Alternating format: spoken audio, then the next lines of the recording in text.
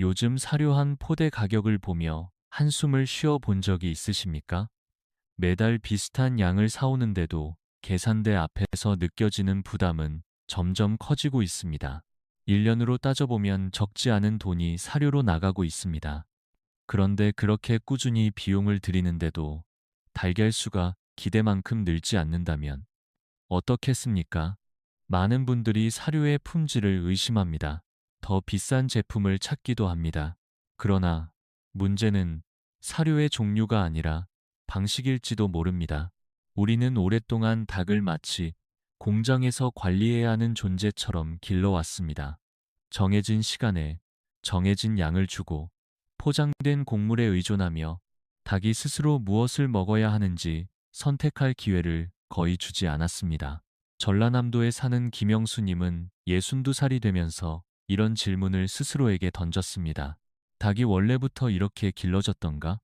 그의 아버지 세대만 해도 닭은 마당을 돌아다니며 풀을 뜯고 흙을 파헤치고 벌레를 잡아먹었습니다. 마당과 텃밭은 곧 닭의 먹이터였습니다.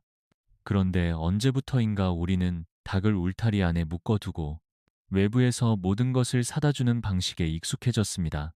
그 결과는 단순합니다. 매달 현금이 빠져나가고 땅은 점점 힘을 잃습니다.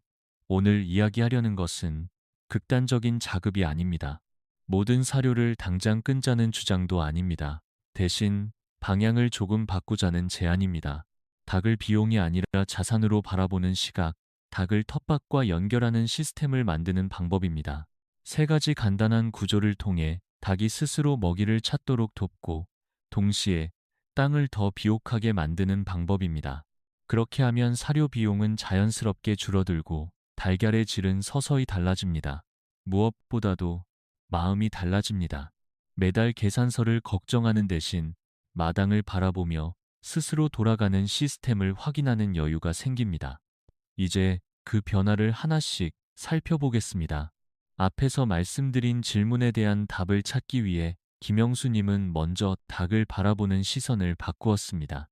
닭은 우리 안에서 기다리는 존재가 아니라 스스로 움직이며 일하는 존재라는 점을 다시 떠올린 것입니다.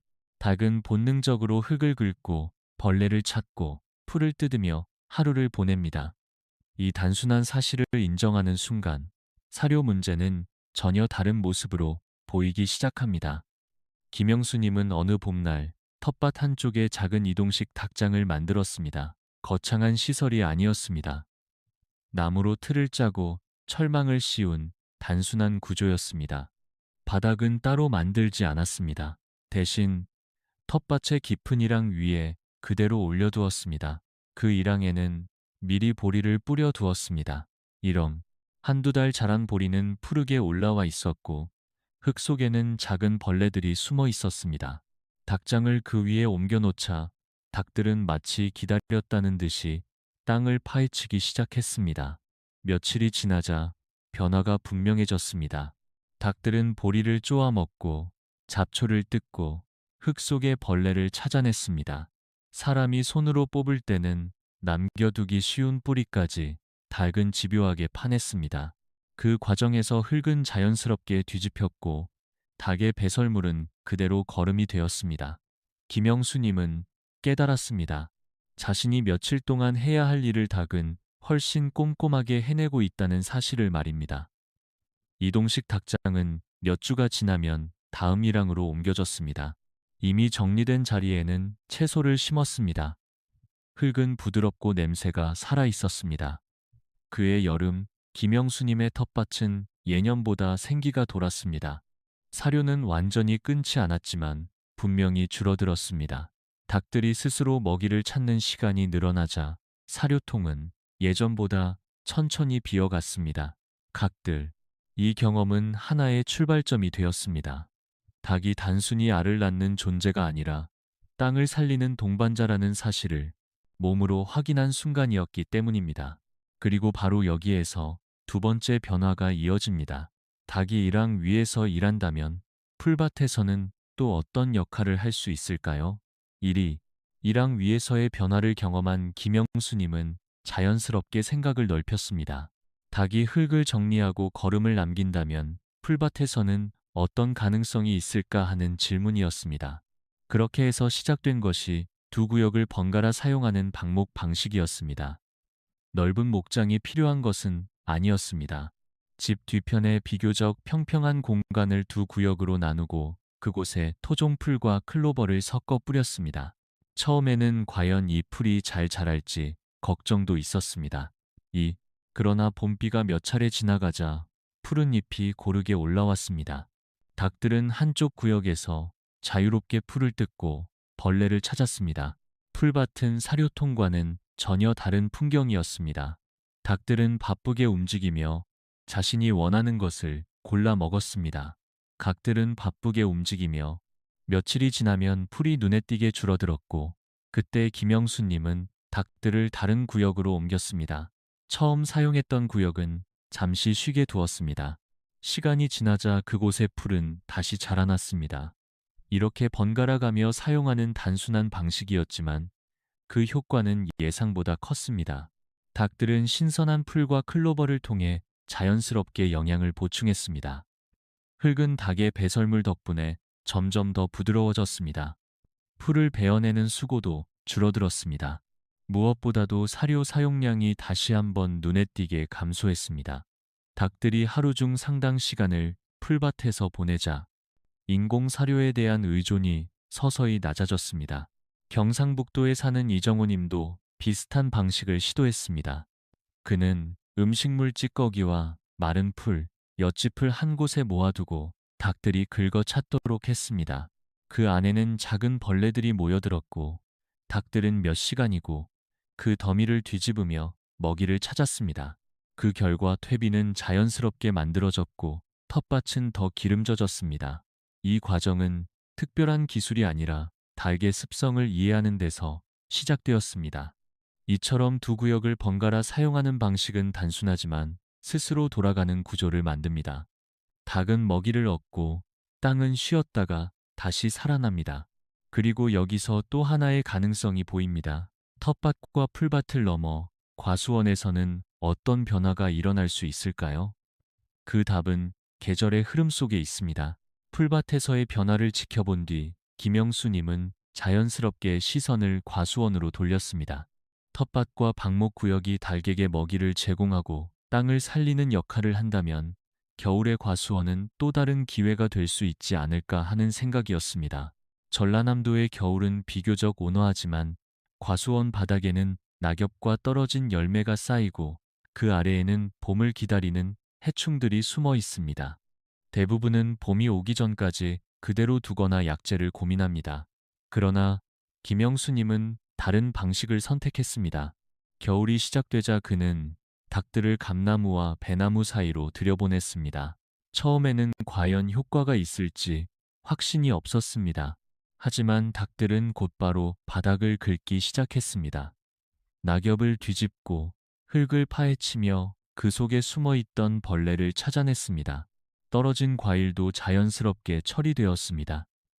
사람의 손이 닿지 않았던 구석까지 닭은 꼼꼼하게 살폈습니다.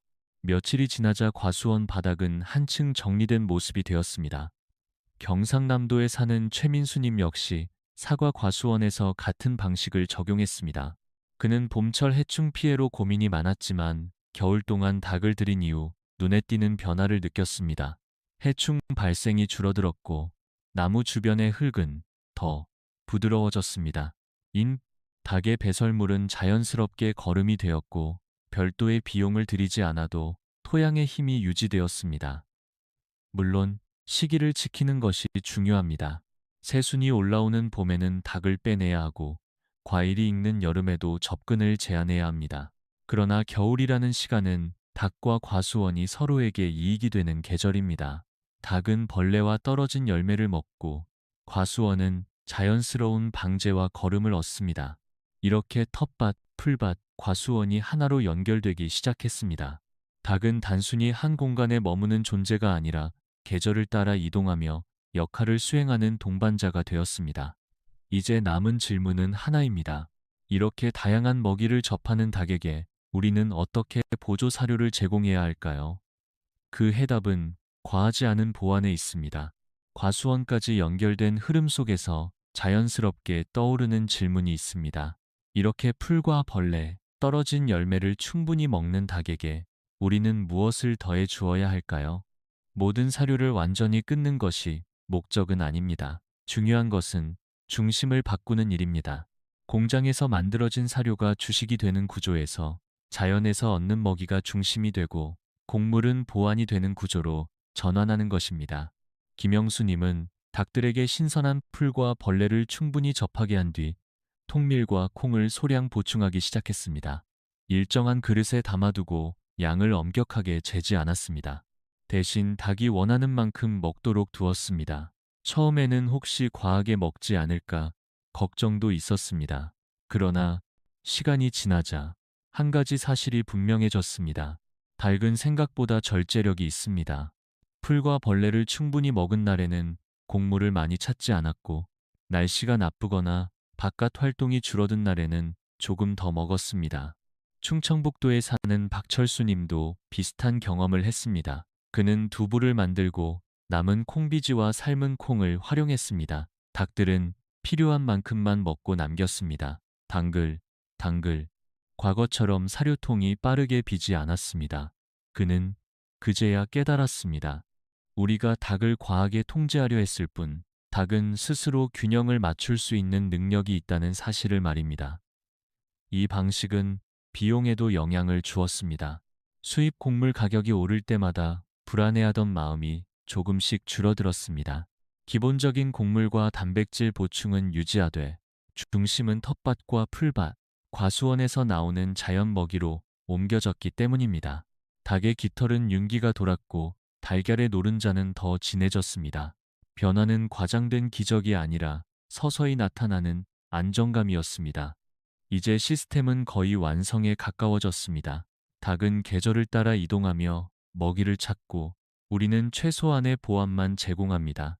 그렇다면 실제로 비용은 얼마나 달라질까요?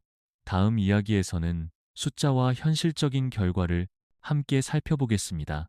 앞에서 살펴본 방식이 마음에 와 닿더라도 결국 많은 분들이 궁금해하는 것은 하나입니다. 그래서 실제로 얼마나 달라지느냐는 질문입니다.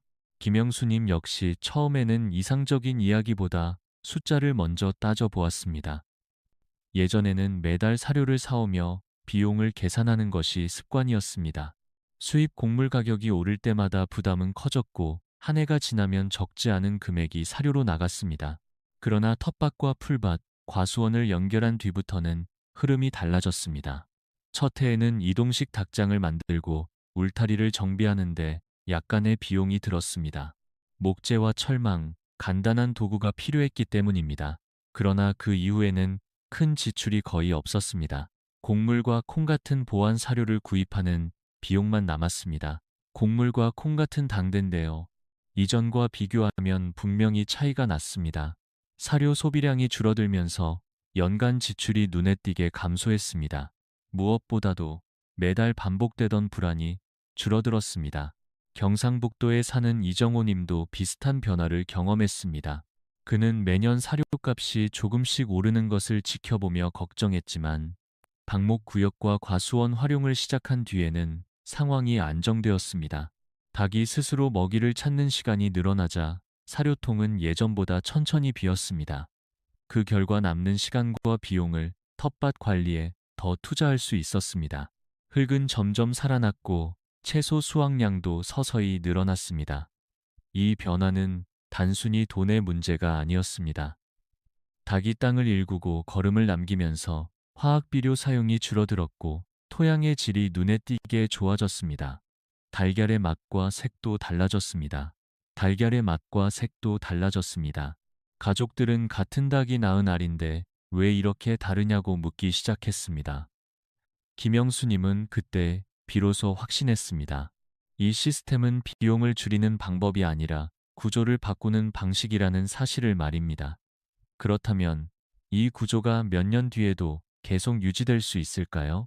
단기적인 절약이 아니라 장기적인 안정이 가능한지에 대한 답은 바로 다음 단계에서 드러납니다. 앞에서 살펴본 비용의 변화가 1년의 결과라면 이제 생각해 볼 것은 그 이후의 시간입니다. 한 해만 효과가 있고 다시 예전으로 돌아간다면 의미가 줄어들 것입니다. 그러나 김영수님과 이정호님의 경험은 달랐습니다.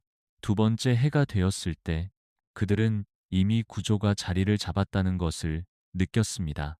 이동식 닭장은 여전히 튼튼했고 풀밭은 스스로 자라났으며 과수원은 겨울마다 자연스럽게 정리되었습니다. 가장 큰 변화는 흙에서 나타났습니다. 처음에는 단순히 잡초가 줄어들고 거름이 늘어나는 정도로 보였지만 시간이 지나자 토양의 결이 달라졌습니다. 비가 온 뒤에도 물이 고이지 않았고 작물의 뿌리가 깊이 내렸습니다. 화학 비료를 줄였음에도 채소의 상태는 오히려 안정되었습니다. 닭이 남긴 배설물과 긁어낸 흙의 순환이 자연스럽게 이루어졌기 때문입니다. 또 하나의 변화는 마음의 태도였습니다. 예전에는 닭을 키우는 일이 비용과 노동의 부담으로 느껴질 때가 있었습니다. 그러나 시스템이 자리 잡자 닭은 노동을 나누는 동반자가 되었습니다. 아침에 마당을 바라보면 닭들이 스스로 움직이며 할 일을 하고 있었습니다. 사람은 방향만 잡아주면 되었습니다. 그 과정에서 닭은 더 건강해졌고 알의 생산도 일정하게 유지되었습니다. 경상남도의 최민수님은 이 점을 이렇게 표현했습니다. 닭이 우리 집에서 사는 것이 아니라 우리와 함께 일한다는 느낌이 든다고 말입니다. 과수원 해충이 눈에 띄게 줄어들었고 풀베기 작업도 한결 수월해졌습니다. 닭이 우리 집에서 사는 것이 아니라 그 결과 그는 닭을 비용이 아니라 자산으로 받아들이게 되었습니다. 이 모든 변화는 거창한 기술에서 나온 것이 아닙니다. 닭의 본능을 인정하고 계절의 흐름에 맞춰 움직인 결과입니다. 이제 마지막으로 정리해 보겠습니다. 이 시스템이 우리에게 남기는 의미는 무엇일까요? 지금까지의 이야기를 천천히 되돌아보면 핵심은 단순합니다. 닭을 더 많이 일하게 하자는 것이 아니라 닭이 원래 하던 일을 다시 맡기자는 것입니다. 텃밭의 일항에서 흙을 뒤집고 풀밭에서 신선한 잎을 뜯고 겨울 과수원에서 벌레를 찾는 그 자연스러운 움직임을 막지 않는 것, 바로 거기에서 변화가 시작되었습니다. 그리고 우리는 그 흐름에 최소한의 보완만 더했습니다. 통밀과 콩을 조금 제공하고 계절에 맞춰 공간을 옮겨주는 것, 그 정도였습니다. 이 방식은 하루아침에 모든 문제를 해결해주는 기적이 아닙니다. 대신 서서히 안정감을 만들어줍니다. 매달 사료값을 걱정하던 마음이 줄어들고 흙이 점점 살아나는 모습을 보며 확신이 쌓입니다. 닭은 더 이상 사료를 소비하는 존재가 아니라 땅을 살리고 알을 생산하는 동반자가 됩니다. 그 변화는 숫자로도 확인되지만 더 중요한 것은 마음의 방향입니다. 김영수님은 이제 닭장을 바라볼 때마다 계산서를 떠올리지 않습니다. 대신 올봄에 어떤 작물을 심을지, 겨울에 과수원에 언제 들일지 생각합니다. 이정호님과 최민수님도 마찬가지입니다. 닭은 울타리 안의 존재가 아니라 집과 밭을 연결하는 중심이 되었습니다. 혹시 지금도 사료 포대를 들고 돌아오는 길에 부담을 느끼고 계십니까? 그렇다면 모든 것을 한 번에 바꾸지 않아도 됩니다. 작은 이동식 구조 하나를 만들어 보는 것, 풀밭 두 구역을 나누는 것, 겨울에 과수원에 잠시 들이는 것, 그중 하나만 시작해도 충분합니다. 변화는 거창한 선언이 아니라 작은 실천에서 이어집니다. 닭을 비용이 아니라 자산으로 바라보는 순간, 시스템은 이미 절반 이상 완성된 것입니다. 그리고 그 시스템은 시간이 지날수록 더 단단해집니다. 여러분의 마당에서도 같은 변화가 조용히 시작될 수 있습니다.